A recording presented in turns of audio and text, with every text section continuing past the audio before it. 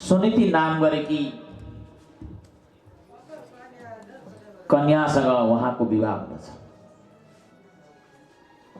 सुनीतिसँग विवाह भएपछि जसको नीति सुनीति, सुष्ठु नीति ती सुनीति, जसको नीति अत्यन्तै राम्रो छ, सम्यक छ, त्यसलाई भनिन्छ सुनीति। नीति राम्रो हुनु पर्यो, विचार राम्रो हुनु पर्यो। त्यो विचार राम्रो भएको चाहिँ को हुनुहुँदो रहेछ? सुनीति हुनुहुँदो रहेछ। बोली आनन्द कन्द भगवानको।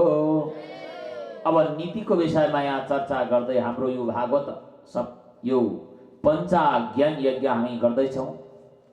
यसमा पनि नीति नितान्तहरू नियमहरू छन् र हाम्रो बिहान प्रातःकालीन यहाँ पूजामा हामी संलग्न हुन्छौँ। हाम्रा धेरै टाढा टाढादेखि कलाकार बन्धुहरू एकत्रित भएर आउनुभएको हुनुहुन्छ। साथसाथमा हाम्रो ओपरेटरजी यहाँ हाम्रो ध्वनि यन्त्रलाई प्रसारण गर्दै बस्नुभएको हुनुहुन्छ र यसमा हामीले यत्रो मण्डप, भव्य मण्डप बनाएर नीति नियमपूर्वक कर्म गर्नका निमित्त वैदिक मन्त्रलाई वेद पाठ गरेर यज्ञमा सम्पूर्ण देवी देवतालाई स्थापित गरेर राखेका छौँ र साथसाथमा सबैको सम्मान र भगवानको सम्मान, भागवतको सम्मान गर्दै हामीले अगाडि बढाएका छौँ। यसलाई नीतिपूर्वक कर्म गर्नुलाई भनिन्छ। बोले आनन्द कन्द भगवानको। समय व्यतीत हुँदै थियो, एक दिन नभएको हुन्छ। जङ्गलमा शिकार आदि कर्मका निमित्त वन जानु भएको थियो। वनबाट फर्किँदै गर्दा उहाँले एक युवतीलाई देख्नुहुन्छ। अत्यन्तै सुन्दर युवतीलाई देखेर उहाँको विचारमा के लाग्दछ भन्दा उहाँ त मेरो राज्यमा रानी हुनुपर्ने, के हुनुपर्ने? रानी हुनुपर्ने, लानु पर्यो उहाँलाई रानी बनाउनका निमित्त भनेर उहाँले कुरा राख्नुभयो। तर अनुहार मात्रै सुन्दरता थियो, सम्पूर्ण शरीर मात्रै सुन्दरता थियो, विचार कस्तो थिएन? सुन्दर थिएन, विचार सुन्दर थिएन। उहाँ त कस्तो हुनुहुँदो रहेछ? उहाँको नाम रहेछ सुरुचि। सुष्ठु रुचि इति सुरुचि। आफ्नो रुचिको हिसाबले काम गर्ने। दिउँसो शयन गर्न इच्छा भयो भने दिनभरि सुतिदिने, रुचि आफ्नो छ। पूजा गर्ने बेलामा भोक छ लाग्यो भने के गरिदिने? भान्सा पाइदिने। आफ्नो रुचिको हिसाबले काम गर्ने। उहाँलाई उत्तानपाद महाराजलाई लाग्दछ कि उहाँ त बडा सुन्दरी हुनुहुन्छ, उहाँलाई लानु पर्यो, मेरो राज्यमा लगेर वर्ण गर्नु पर्यो भने हुन्छ। तपाईँको आज्ञा, म राजाले भनेको कसरी नमान्नु र म मान्दछु।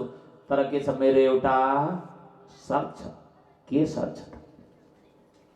मलाई रानी बनाएर लानुहुन्छ भने म गइसकेपछि चाहिँ के हुनुपर्छ? म मात्रै रानी भएर बस्नु पर्दछ। तपाईँका अरू कोही पटरानी त छैनन् होला नि? उत्तानपाद महाराजले भन्नुभयो, हजुर मेरी जेठी रानी हुनुहुन्छ नि, उहाँको नाम चाहिँ सुरुचि कि सुनीति हुनुहुन्छ। त्यसो भए तपाईँले के गर्नु? उहाँलाई फाल्टै व्यवस्था गरिहाल्नुहोस्, तब म तपाईँको दरबारमा आउँछु। राजा के हुनुभयो भन्दा उहाँको त्यो स्वरूपलाई देखेर, उहाँको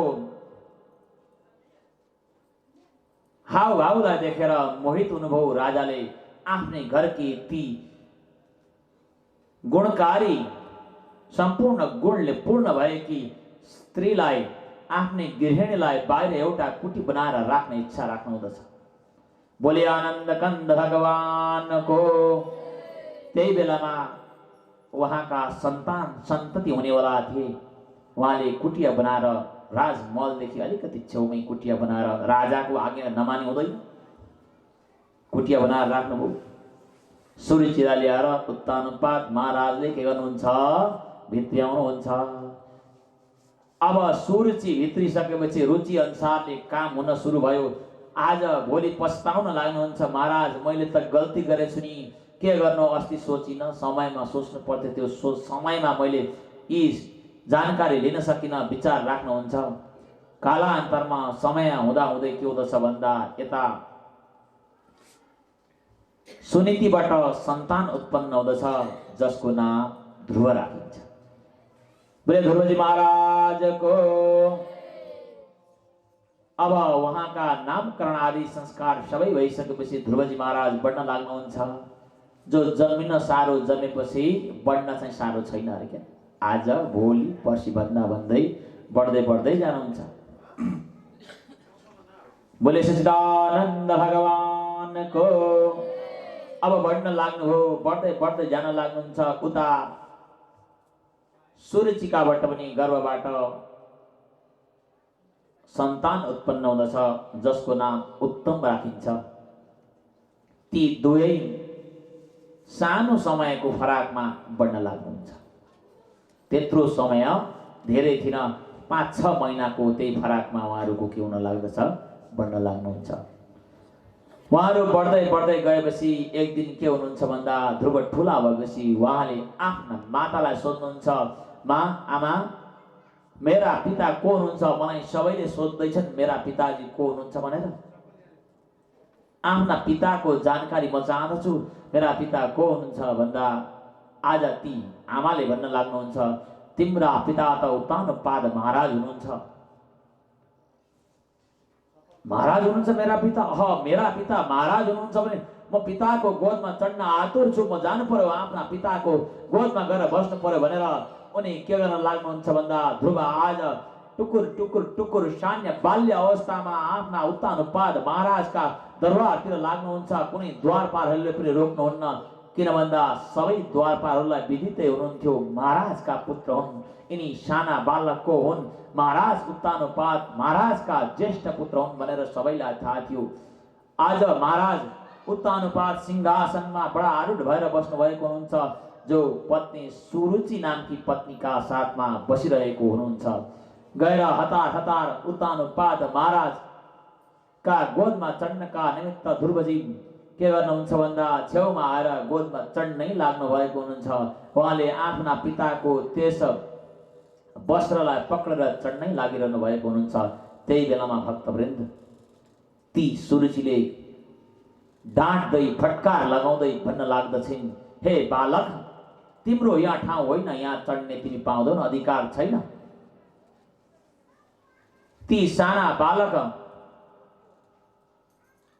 मनमा खिन्न मनाउँछन्, हातले झट्का दिँदै भन्न लाग्नुहुन्छ, तिमी यहाँ चढ्न सक्दैनौ। यहाँ चढ्नका निमित्त त हजुरले के गर्नु पर्दछ, भगवानलाई वरदान माग्नु पर्छ। तपस्या आराध्य पुरुषम तस्यैवानो गृहेण मे।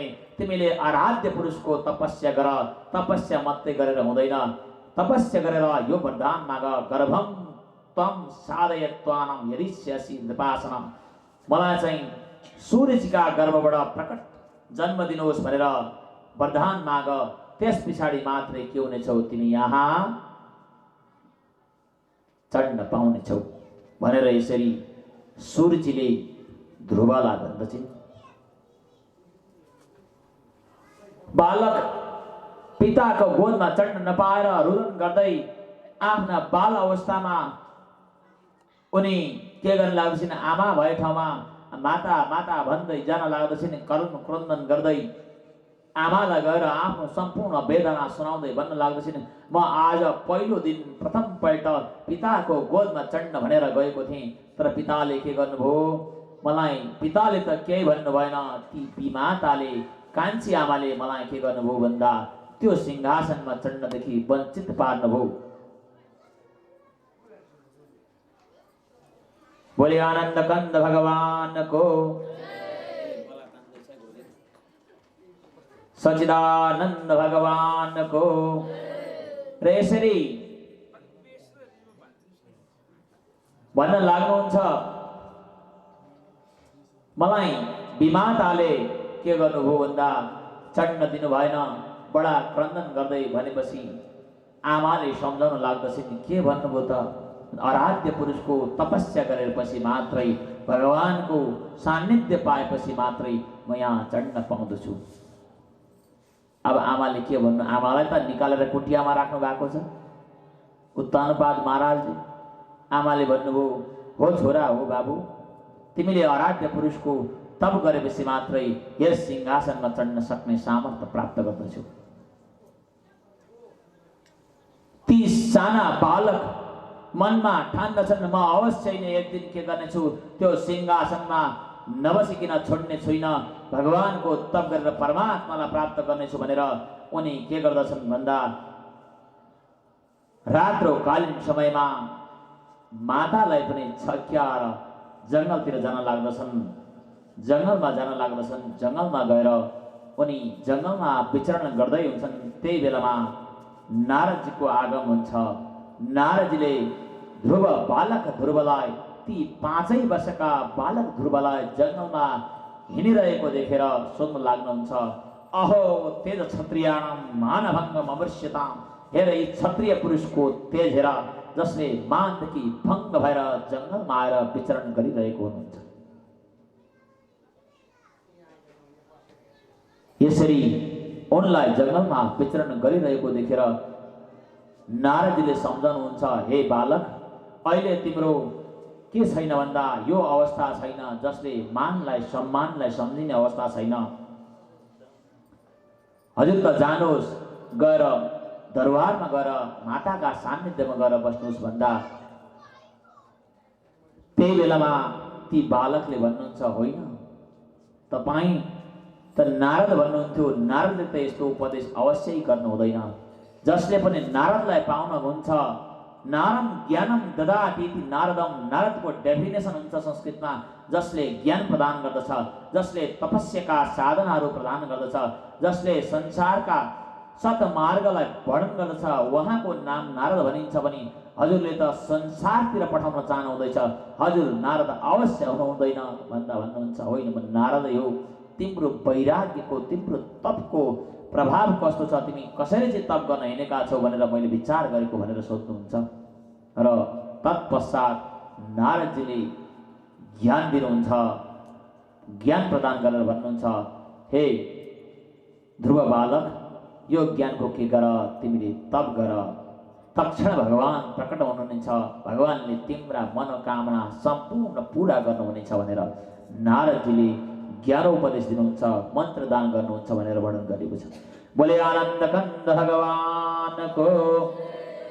अनि यहाँ एउटा कुरो मिल्दछ, गुरु बिना भवनिधि तरैन कोही, जो शङ्कर शम्भु बिरिञ्च सम होही। गुरु बिना संसार भवसागर पार तर्न सकिँदैन, किन भन्दा सबै व्यक्तिलाई गुरुको आवश्यकता पर्दछ। हामीले पनि गुरु धारण गर्नुपर्दछ, सत्मार्ग गुरुको आवश्यकता पर्दछ भनेर वर्णन गरिएको छ। र यहाँ अब नारदजी को उपदेश पाइसकेपछि ध्रुवजी महाराज मधुर वनम भनेको मधुवनमा गएर तप गर्न लाग्नुहुन्छ। उहाँको कठोर तप वर्णन गरिएको छ। उहाँले त्रिरात्रान्ते कपित्थ बदरासनम, 3 रात्रिमा बयरका फलहरू यो 3 दिनको अन्तरालमा उहाँको 1 महिना व्यतीत हुँदछ भने द्वितीयञ्चान मासम षष्ठे भएको हनी, द्वितीय महिना व्यतीत भइसकेपछि 6 दिनमा उहाँले शुष्क पत्तादि भनेको सुकेका पातहरू खाएर अपभक्ष भनेको जलपान गरेर तप गर्न लाग्नुभयो। तेस्रो महिना व्यतीत भइसकेपछि तृतीयञ्चानय मासम नवमी हनी, 3 महिना व्यतीत भइसकेपछि 9 दिनमा जल आदि ग्रहण गरेर तप गर्न लाग्नुभयो। 4 महिना व्यतीत भएपछि द्वादशी हनी 12 दिनमा वायु भक्ष भनेको वायुलाई मात्रै पान गरेर उहाँले के गर्नुभयो, तप गर्न लाग्नुभयो। उहाँको यस्तो कठोर तप देखेर भगवान विष्णु विचार गर्न लाग्नुहुन्छ, म नगई चाहिँ मेरो वत्सको जुन तप पूर्ण भएन भनेर ती बालकको तपलाई देखेर भगवान विष्णु आज के गर्न लाग्नुहुन्छ भन्दा वैकुण्ठ धामबाट पृथ्वी तलमा आउने, मधुर वनमा आउने इच्छा राख्नुहुन्छ।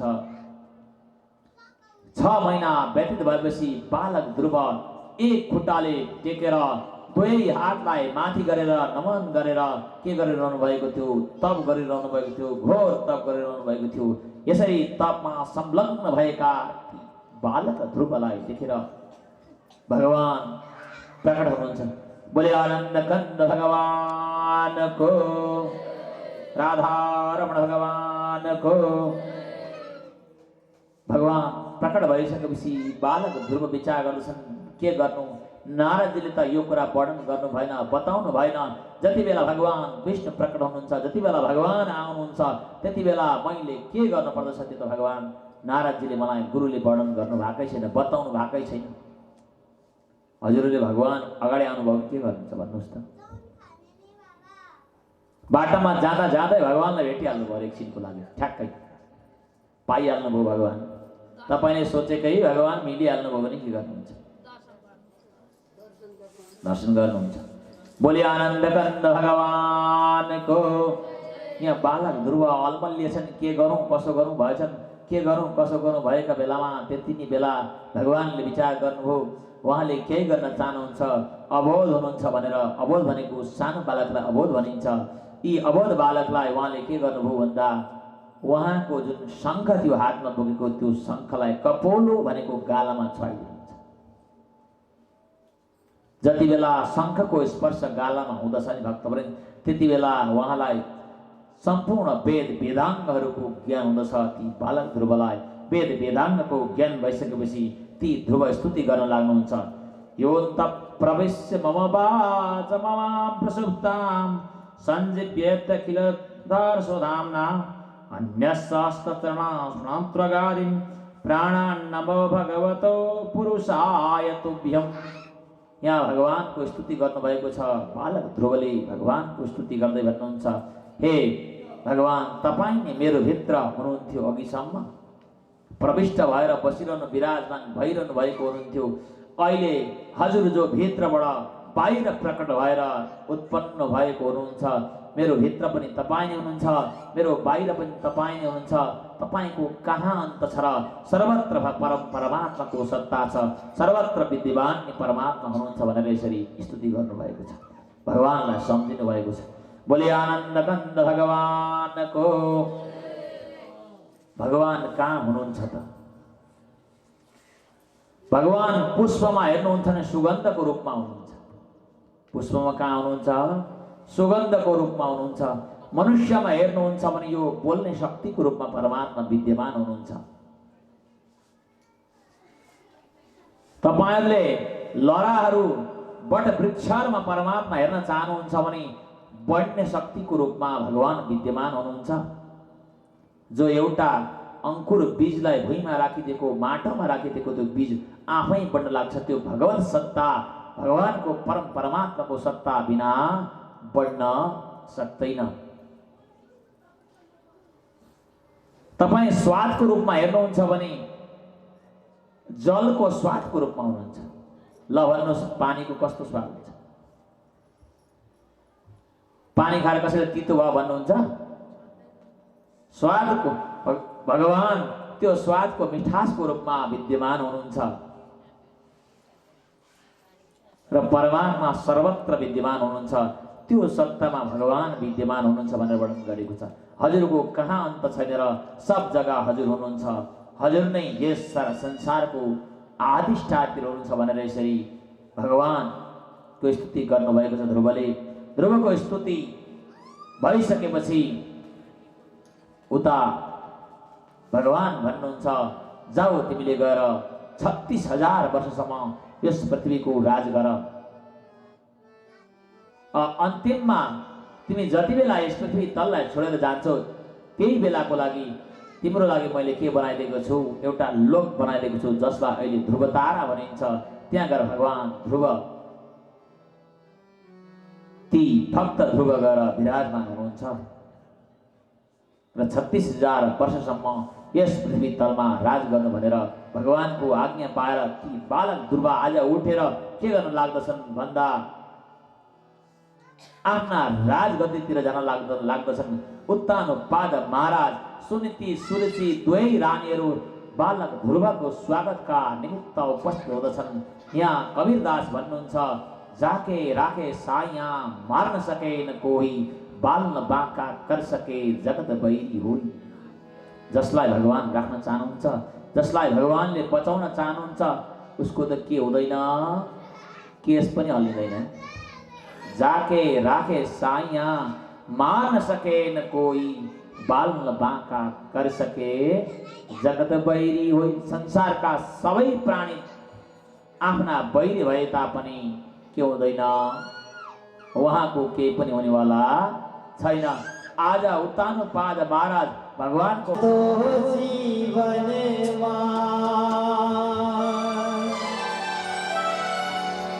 प्रभु बिना कोही छैन।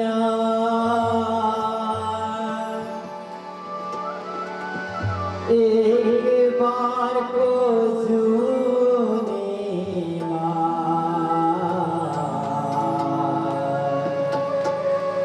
आफूले लानु केही छैन। घाम छाया जस्तो जीवनमा प्रभु बिना कोही छैन। एक बार को जुनेमा आफूले लानु केही छैन। आफूले लानु केही छैन। घाम छाया जस्तो जीवनमा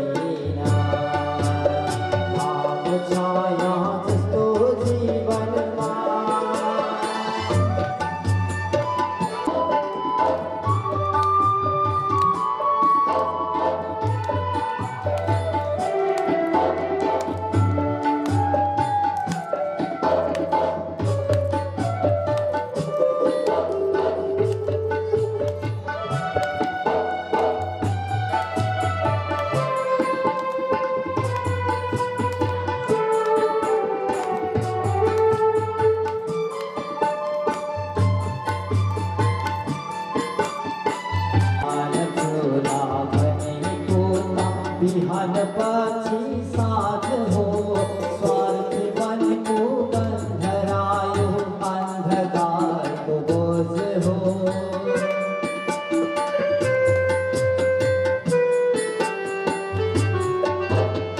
मान्छो भनेको बिहान पछि साँझ हो स्वार्थी मनको बन्धरायो अन्धकारको बोझ हो। दियो जलाई घर घरमा पुण्य भागी बनौ है प्राण जान्छ एक दिन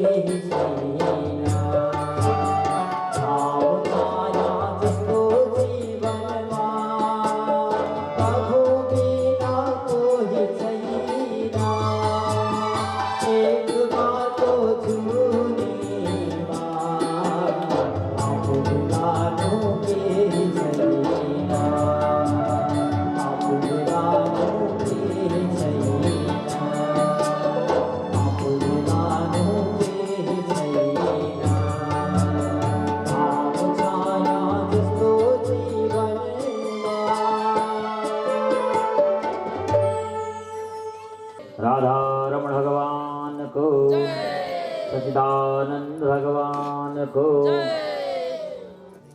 यसरी ध्रुव महाराज जब दरबारमा जानुहुन्छ उत्तानपाद महाराजले भनेर लेखेको छ है, यहाँ लेखेको कुरामा वर्णन गर्दैछु है। कर्ता वर्ग भुइँमा सुत्नु पर्दछ भन्ने वर्णन गरेको छ र यहाँ कर्ता जो पूजा गर्न आउनुहुन्छ उहाँले विशेष गरेर राष्ट्रिय पोसाक धौत वस्त्रादिकम धारयेत भनेको छ। धोती आदि वस्त्र धारण गर्नुपर्दछ भन्ने वर्णन गरेको छ। सात्विक अन्नको वर्णन गरेको छ नियम पालनमा। हाम्रो विष्णुको चर्चा हुँदा सात्विक अन्नको आहार गर्नुपर्दछ, जो सत्वगुणले प्रधान भएको अन्न हुनुपर्दछ र तिलक आदि धारण गर्नुपर्दछ। तिलक धारण गर्नुपर्छ, चन्दन लगाएको हुनुपर्दछ। ब्रह्म वैवर्त पुराणमा वर्णन गर्दै भन्नुहुन्छ, के भन्नुहुन्छ ब्रह्म वैवर्त पुराणमा भने ऊर्ध्वपुण्डो धरो मृत्यु म्रियते यत्र कुत्रचित् सुपाको विमानस्तु मम लोके महीयते। जो ऊर्ध्वपुण्ड तिलक धारण गरेर यदि मृत्यु हुँदछन् भने पनि, जसले चन्दन धारण गरेर यदि मृत्यु हुँदछन् भने पनि मम लोके महीयते, उसलाई म मेरो लोकमा लाँदछु, मेरो लोकमा लगेर उहाँलाई राख्दछु भनेर वर्णन गर्नुभएको छ। टीका लगाउँदा धेरै कुरोको फाइदा हुन्छ। के फाइदा हुन्छ त? चन्दनं वर्धते आयु पवित्रं पापनाशनम् आपदो हरते नित्यं लक्ष्मी बसतो सर्वदा। चन्दनं वर्धते आयु, जो चन्दन धारण गर्दाले आयु बढ्ने गर्दछ, जसलाई अत्यन्तै पवित्र र पापनाशनम, जसले पापलाई नाश गर्ने गर्दछ। पवित्रम पापनाशनम आपदो हरते नित्यम, जसले आपत्ति काललाई हरण गर्न सक्दछ, जो अनेक प्रकारका अकाल मृत्युदेखि वञ्चित हुनुहुन्छ भनेर वर्णन गरेको छ। बोले आनन्द कन्द भगवानको। तपाईलाई आजसम्म यस्तो देख्नु भएको छैन, ठुलो चन्दन लगाएको, टीका ठुलो लगाएको मान्छे चाहिँ अकाल मृत्यु भयो अरे भनेको देख्नु भएको छ? ल भन्नुहोस्, कहीँ देख्नु भएको छ? यत्रो टीका लगाएको हुनुहुन्छ अरे, बिचमा पनि यत्रो श्री लगाएको हुनुहुन्छ अरे, उतापट्टि पनि मजाको चन्दनको टीका लगाएको हुनुहुन्थ्यो र उहाँको चाहिँ अकाल भयो अरे भनेर सुन्नु भएको छ कहीँ? एक्सिडेन्टमा पर्नु भयो अरे, उहाँ रुखतिर फल्नु भयो अरे भनेर सुन्नु भएको छ? बचाउने गर्छ चन्दनले। जो शास्त्रमा लेखियो त्यसै लेखिएन नि, जो भगवत चर्चामा लेखियो, यो हामीले लेखेको होइन, यो परमात्माको वचन हो, भगवत वचन हो, भगवानका ती वचनहरू हुन् र यसरी वर्णन गरेको छ। बोले आनन्द कन्द भगवानको। अरे यहाँ वर्णन पनि वरण पञ्चविप्राणम कथाभङ्ग निवृत्तै। भरिसके हामी 5 जना भन्दा धेरै भएर कथाको आयोजना गर्नुपर्दछ। 5 जना व्यक्ति चाहिँ अवश्य कथामा हुनुपर्दछ भनेर वर्णन गरेको छ। हामी 8-9 जना त कलाकारै छौँ, कहाँ 5 जना मात्रै, धेरै रहेछौँ है हामी त। बोले आनन्द कन्द भगवानको। हामी धेरै कम्ती छैनौँ, हामी धेरै छौँ नि। यसरी वर्णन गरिएको छ र अगाडि गएर भन्नुहुन्छ, जय शब्द नमो शब्द शङ्ख शब्द करयते विप्रेण याचकेभ्यश्च वित्त मन्त्रं च दीयते। कोही विष्णु यज्ञमा आउनुभयो भने उनीहरू याचकहरू आउनुभयो, कोही माग्ने आउनुभयो भने उहाँलाई सम्मानसँग सत्कार गरेर दान दिएर पठाउनु पर्दछ। भगवान कुनै रूपमा पनि कतै नि बेला पनि आउन सक्नुहुन्छ। भगवानको सत्ता अनन्त। भगवान यो यज्ञ गरिसकेपछि एक दिन एउटा न एउटा रूपमा भगवान आउनुहुन्छ है। चिन्ह तपाईहरुले पर्यो, भगवान यहाँ प्रकट भएर आउनुहुन्छ। बोले आनन्द कन्द भगवानको। हिजो अस्ति जुन मामजेमा यज्ञ चलिरहेको थियो देवी पुराण, देवी पुराणको अन्तिम समयमा जति बेला मैले अन्तिम श्लोक सुनाएँ नि, त्यति बेला एउटा प्रकाश पुञ्ज अगाडि आयो। त्यहाँ कमसेकम 10 जना व्यक्तिले देख्नुभयो। एउटा प्रकाश, गोलो प्रकाश उता एउटा बग्दै यता। मैले बताएँ यस्तो चिज आउँदैछ हेर्नुहोस् त भनेर। कतिजनाले देख्नुभयो, कतिजनाले देख्नु भएन। त्यो प्रकाश पुञ्ज एकछिनमै हरा अन्तर ध्यान भयो। म पनि अचम्मित भएँ, मेरो जीवनमा त्यस्तो घटना घटेकै थिएन। म पनि अचम्मित छु। जति बेला मैले भागवत पुस्तकको देवी पुराणको अन्तिम श्लोक वाचन गर्दै थिएँ, त्यति बेला त्यो प्रकाश पुञ्ज अगाडि आइपर्दा म पनि अचम्मित भएँ। म के भनौँ भएँ।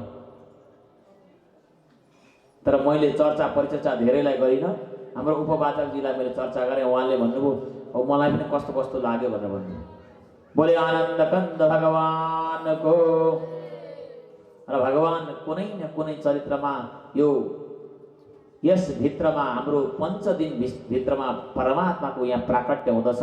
त्यसै त भगवान देवी देवताहरू हामीले राखेका छौँ। यहीँ गङ्गा, यमुना, सरस्वती, गोदावरी आदि तीर्थको वास हुन्छ भनेर भागवत भगवानले, विष्णु भगवानले वर्णन गर्नुभएको छ। यही सम्पूर्ण तीर्थको वास हुन्छ। तर प्रकट रूपमा पनि के गर्नुहुन्छ भगवान? आउनुहुन्छ। बोली आनन्द कन्द भगवानको, विष्णु भगवानको। र बीचमा जय शब्द, नम शब्द, शङ्ख शब्द करायते। बीचमा जय शब्द, शङ्ख शब्द र नम शब्द भन्नुपर्छ भनेर भागवतमा लेखेको छ। यो मैले जबरजस्ती तपाईँलाई लगाएको होइन, यहाँ लेखेको छ। एकखेप के भएछ भने सबै व्यक्तिहरू चाहिँ अनेक प्रकारका पाप कर्म गरेर यमपुरीमा जान लागेछ। यमपुरी पुरा भिड भएछ, बुझ्छौ? जो पनि जान्छ कहाँ जान्छ? यमपुरीमा। यमराज जी महाराज बडा